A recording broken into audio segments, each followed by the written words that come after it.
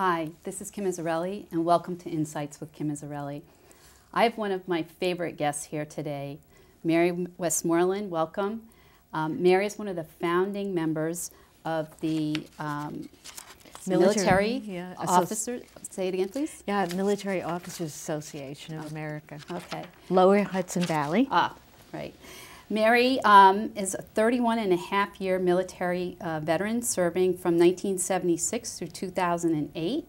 Her first service was as an enlisted member of the U.S. Coast Guard Coast Guard and Coast Guard Reserves, and later transferred to the Army and received a commission as a reserve officer. She wove her military and reserve service into her life as a wife, mother, and complementing her civilian career in community service organizations, college administration, and later as an operations director for educational research and development. Thank you so much for being here today, Mary. Oh, thank you. Good, good. I'm delighted. So take us back to starting, I think it was a part-time job with the Coast Guard? Well, actually, I was working. I was in Women's Activities, Women's Services Agency, and director of, actually I was executive director of the Women's Center at Long Island University, Southampton campus, when I saw the opportunity to join the Coast Guard as a part-time member, reserve member. They were actively recruiting women at the time, and we're talking about 1975. So that was an opportunity because it offered part-time work, and it also offered a long-term career opportunity, and it gave life insurance, something I was personally very interested in, and as a mother, and also retirement. It promised retirement after considered, good service after 20 years, and good was defined very clearly as to how you delivered that. But that appealed to me. How many part-time jobs do you have some benefits such as these? And in those days, they were actively recruiting women. Finally, Congress had recognized, stood up actually, the volunteer military, and in the process aggressively recruited females. So you go from this part-time position, and your next assignment is where? Well, my next assignment was Coast Guard Station Shinnecock on Long Island. Okay. And then Governor's Island, which at the time was a district headquarters. Okay. And then moved on from there. I transferred to the Army Reserve. And how did that transition go? What happened there? Well, that was an adjustment, actually, because the Coast Guard's orientation is very different in terms of water, land, that's obvious. I have to admit I was never so dirty in my life, except for training with the Army. But the fact of the matter is it was very fulfilling, an easy transition in the end. Yeah. Okay. So you stayed in the Army for how many years? Well, I stayed... assignment? Well, I do have to clarify here, because those out listening who are veterans, they may understand the difference between the reserve and the active. Okay. And I was in the reserve while my children were young, so for the first 10 years. After your basic training and your active duty service, I went into the reserve, stayed in that for the 10 years while my children were in school.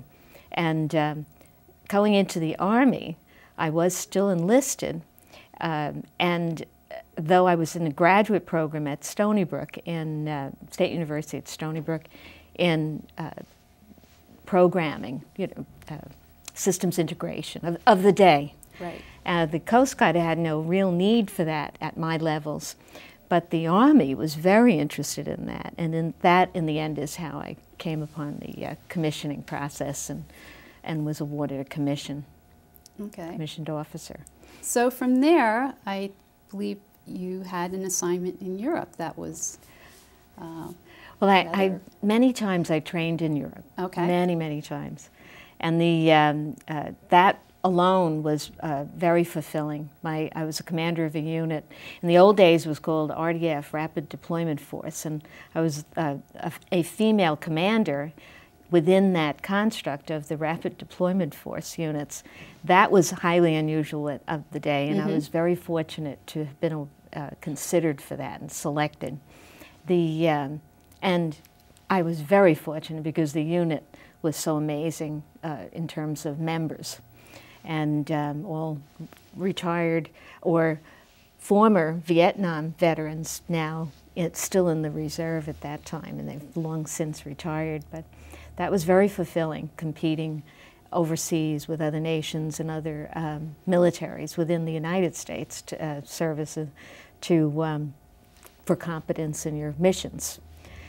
Coming back to the States, I applied for and was accepted into an active program, and that program allowed me to do more of the systems integration, things of that nature, focusing on field applications.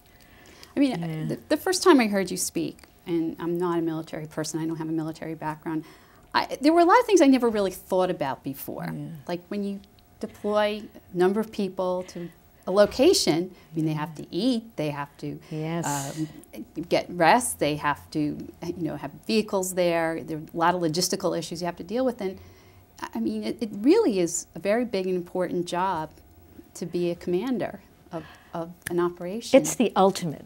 For a military officer, it's the ultimate to be selected for command at any level, and at each higher level, and then to succeed in that command, and the privilege of leading United States military members. They're the best in the world in performance and dedication. They're bright. The attention to detail is wonderful. Attention to safety and security are great. There are lots of issues in today's world where you see something go wrong. Certainly, I watch this, and you know why. And you know the commander and what that commander is going through. You know just what that person's going through. There are just things you can't plan for. The you try. vehicles that don't work in sand, or well, there are some surprises. You're right, but you ailments, things that you just don't know are going to hit you. Yeah. What were some of the things you had to deal with? Well, unique to being a female, or just normal? Both. I mean, operationally and just being, one of the first female commanders. Well, there were challenges as a female, number one, and one of them was the authority piece. But I had managed to address long before I was awarded or selected for command. And a lot of it was appearance, judging by appearance. My counterparts, my male counterparts and subordinates would assume that a slightly built woman who was blonde with blue eyes, sounds like torture, doesn't it? Would not be capable. And so I, as many other women do, you trade off some of your exterior for the trappings of a serious-minded male, and that is your stern-looking, my hair was always tied back. I rarely had a sense of humor, and I rarely dealt with small talk in the early stages in order to establish myself. Another piece to it was very important for me to be mindful of anything at home, being such a minority. Anything that was troublesome at home was never shared at work, for the obvious reasons that would be either held against me or a source of discussion over the coffee, Right. And a sign of weakness. So I just didn't share. You really had to kind of come into your own zone and stay in your zone, and the success of the mission really is contingent on you being able to keep your head in that place and keep everybody in the right direction. And well said, really. Focusing on the mission and all the influencing factors to helping all of the members of a unit positive contributors and performers, and rehearsing, training was absolutely paramount, and keeping myself in shape as well. And also being aware of those little tricks that people like to set up in order to demean you or to lessen your authority, all by appearances. Okay. And you had to have your antenna out, but you could not lose your sense of humor. You had to be really he who laughs last is the old joke. Well, I think you you cut your own path, and there weren't a lot of people ahead of you to bring you up. I mean, there weren't a lot of women in the military to mentor you at that point. No, so. there were many, many nurses, but I was not a nurse, and that was a very select group of women, very close, tight, and part of that was their career path was so managed within their specialty. They really didn't come out from that area. But so there weren't that many women in non-medical scenarios. But I do have to say that in the Coast Guard, I ran into, as an enlisted now, I was performing as an enlisted aide to a one-star Navy admiral. And was a female, and she was, to my surprise, wearing jewelry with her uniform. And it was a big event, and she was about to speak and all sorts of things. And of course, I was stripped down to the basics I was allowed to wear, perfection. And she took me aside. I performed, and she was satisfied with how I was performing and how I had addressed things. And she took me aside and asked, you know, Mary, you're going to make a career out of this. And I said, I don't know, my children, I have things to think about. And she said, well, but I did. She said, well, do you have anything you want to ask me? And I said, yes, how is it you're able to wear your hair a different way than all the rest of us, and you have jewelry? What's that all about, you know, ma'am? And she said, well, you're going to be here one day, and you'll understand. You'll follow the rules, and you know you will have arrived when you define your own outfit. And she was right. When I was selected as leaving battalion command as a lieutenant colonel, we were out in Pittsburgh, and my husband was driving from New York to meet me because my next assignment was St. Louis. So we had to drive west. And in that moment, I knew that I had just been selected for full colonel, and they had pinned my eagles already, and my husband hadn't seen it yet. And that was the moment for me. And that evening we met at the hotel, you know, poised to leave the next morning from Pittsburgh. All our household goods had been, you know, moved. And he saw a different woman because I immediately went to the hair salon. I had my hair cut, changed, everything makeup. the way you wanted it to be for a change, right? No more bun. Right. You know, when I heard you speak the first time, you were always recognized for your leadership abilities. I think each task that you took, you did an excellent job, and you were rewarded in the subsequent assignment because people saw the leader in you.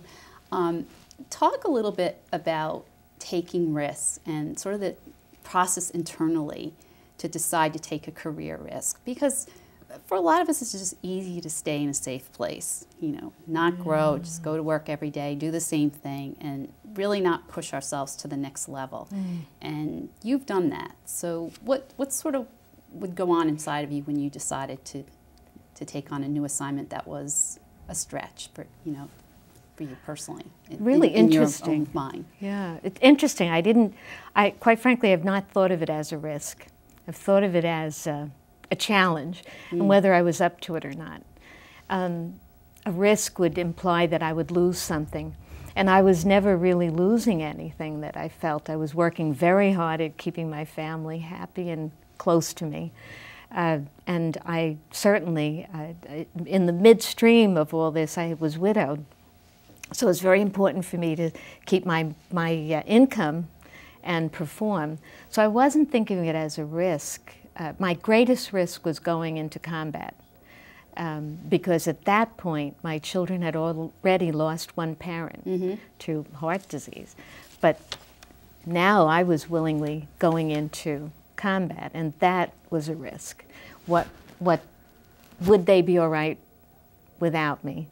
And should I be doing this at all? Okay. And I turned to my children first to say, you know, I'm prepared to find some way not to go if this destroys you, if this is something you're troubled by. My children were teenagers and would hear nothing of it. They absolutely have been living a proud life, and I never noticed. And it showed when they said to me, "Mom, I'd be ashamed of you if you didn't go. You've been training all these years, and your soldiers are going, and you're not going to go." Right. And that was a revelation to me, that I wasn't taking a risk there either. I knew that if something happened to me, they'd be all right. And it did. You saw combat, and as a result, you lost some hearing. Yes, I laugh about it now because I think of all the problems I've created for the people around me when can't hear. But yes, I was in a distance from an explosion, and it really damaged my hearing, my inner ears. And so I've lost complete hearing on one side, and now I have 40% hearing on the other side. However, the government, when they issued me hearing aids, said as long as you wear your hearing aids, you'll remain deployable, and we can keep you in the military. And so I faithfully wear my hearing aids. I have cross hearing aids, which transmits the sound and voice and over to the other side. So I get stereo information, mono delivery. Dolby. Yeah. Well, I know you have received a particular assignment from Secretary Shinseki. Yes. Did I say that correctly? Yeah. And you're doing something very interesting, advocating for veterans in the area. And I think I heard you say once, were there 5,000 female veterans in the greater Lower Hudson Valley? Is that correct? Or I would have to check that figure. I'm not sure. I'm sorry. If that's the figure, but I can tell you that this. Thank you for bringing that up. It's the advisory committee on women veterans. Okay. And it's to Secretary Shinseki. There are 12 members.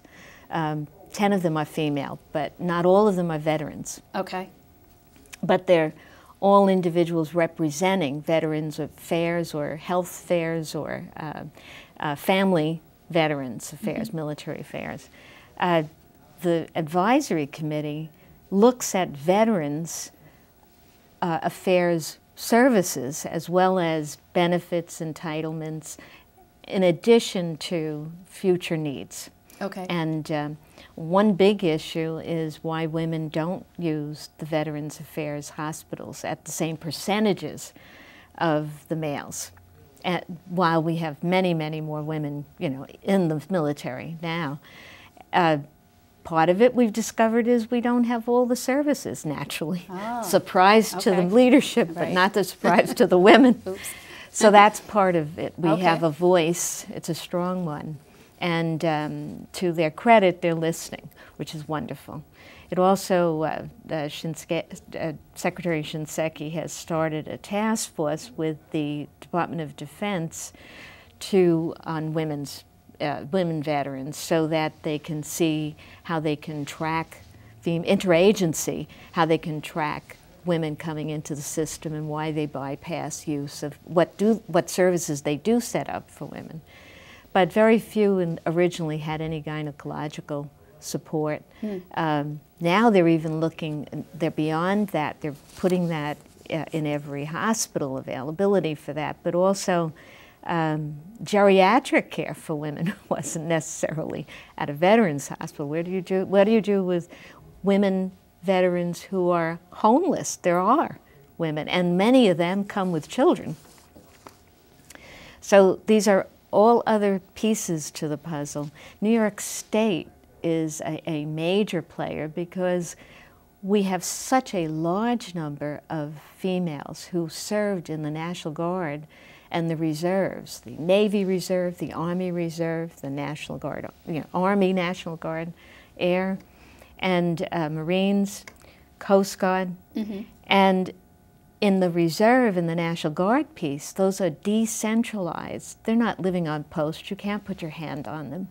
So when they have an issue or a need, you have to be decentralized, be mindful of that, and do outreach. That wasn't a strength of the Veterans Affairs in the past. That's so much a strength today. They're pushing, and it's a focus. They're not there yet, and they acknowledge that. Part of it being it's a big old system, a monolith of hospitals. Right. Now they're looking to do outreach and outreach clinics, and they have that piece going as models across the country. That's part of the forward thinking for today, and also home care for females where needed. So there's lots of things. Sexual assault is another issue, and the appeals claims piece, the late reports and appeals for consideration and for care. Much of that is something we're very concerned about and engage. And Putnam and Westchester are such wonderful, and Rockland County are wonderful locations because there are so many groups right now focusing on that for women veterans. And they're getting bigger. They're not giant, but they're getting bigger, and the commissioners of the Veterans Affairs for those counties have been wonderful. Mm-hmm. So you can see a change. We're not there, but you can see a change. And it's really just the beginning, isn't it? Because it really was the last 10, 15 years that the military really changed. Yes. And dramatically, and now as the baby boom ages and you know starts to hit retirement age, this will become more and more of a need in this area. So you're really at the beginning of a cause here, or a demand. I thought I'd be at the end of one, but I realized that having been at the beginning or the middle, the 70s, and seeing how lieutenants who worked for me as a captain or a major are now colonels or general officers, you know, they've risen, or were privates and are now senior sergeants. Those young women are, in some cases, presuming things are fine, you know, and then the amazing piece is you still have to bring it to everyone's attention. You know, you still have to, it's not automatic. I'll give you a great example. The Veterans Affairs, here we are on the task force, rather on the council, and the task force interviews everyone, women's task force, interviews everyone of all the agencies, multiple agencies, Department of Health, everything, education, all on women veterans, and briefs General, he used to be General Shinseki, now he's Secretary Shinseki, on their findings, and he says, well, did you brief the advisory council? And they had not. They forgot. Wow. And so Dr. Quarles and you know, others who run the council were very upset about that, and that was remedied very quickly. But that's how easy it is to forget, to include. And it's slippage, and we can't afford it today. Women aren't going away. And as a volunteer military, there's a place for everyone who's willing and who has the skills. And that's a piece that's big right now with the women in combat piece. Combat is not for every person, man or woman.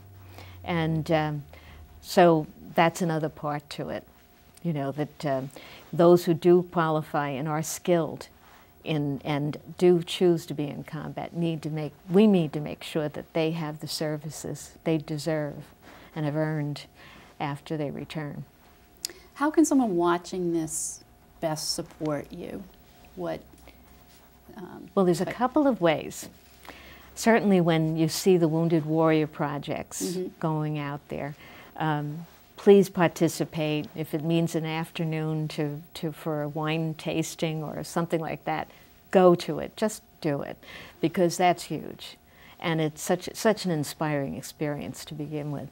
But the other piece to it is to be mindful every time you run into a veteran to thank them. Number one, they may say, "Oh well, I was drafted." Please, you wore the uniform in a day when people ran.